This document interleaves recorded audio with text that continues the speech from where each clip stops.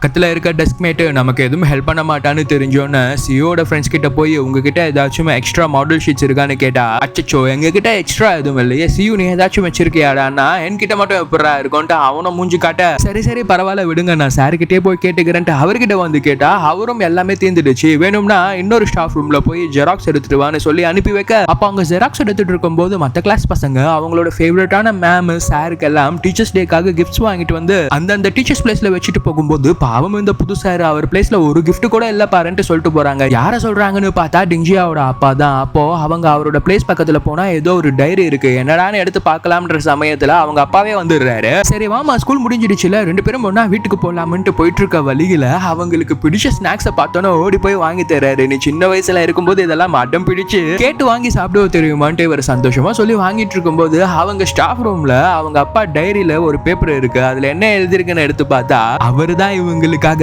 அப்பா ஏதாச்சும் தப்பு பண்ணி இருந்தா சாரிமா, உனக்கு இந்த இடம் புதுசு மாதிரி எனக்கும் புதுசு தான், டீச்சர்ஸ் டேக்கு எனக்கு யாருமே கிஃப்ட்ஸ் கூட தரல தெரியுமா, கிஃப்ட்ஸ் என்ன விஷ் கூட பண்ணல, அதே மாதிரி தான் உனக்கும் ஃப்ரெண்ட்ஸ் எல்லாம் செட்டே ஆயிருக்க மாட்டாங்கன்ட்டு எனக்கும் தெரியும், இருந்தாலும் இதையெல்லாம் நம்ம கடந்து வந்து தான் ஆகணும்னு எழுதி வச்சிருக்காரு. அதை படிச்சோன்னா இவங்களுக்கு சே நம்ம அப்பாவும் நம்மள மாதிரி தானே, இனிமேல் நம்ம அப்பா அம்மாவை எதிர்த்து பேசக்கூடாது, அவருக்கு ஏதாச்சும் கிஃப்ட் வாங்கி கொடுக்கணும்ட்டு ஸ்கூல் முடிஞ்சோன்னு ஓடி போய் அவங்க சேர்த்து வச்சிருந்த காசுல ஒரு கிஃப்ட் வாங்கிட்டு வந்து கொடுத்து அப்படியே பேசிட்டு வீட்டுக்கு போயிட்டு இருக்காங்க. இதை வழியில வர சியூ பாத்துறான். அப்புறம் என்ன ஆச்சுன்றத நெக்ஸ்ட் பார்ட்ல பாப்போம் கைஸ். சப்ஸ்கிரைப் பண்ணாதவங்க சப்ஸ்கிரைப் பண்ணிக்கங்க.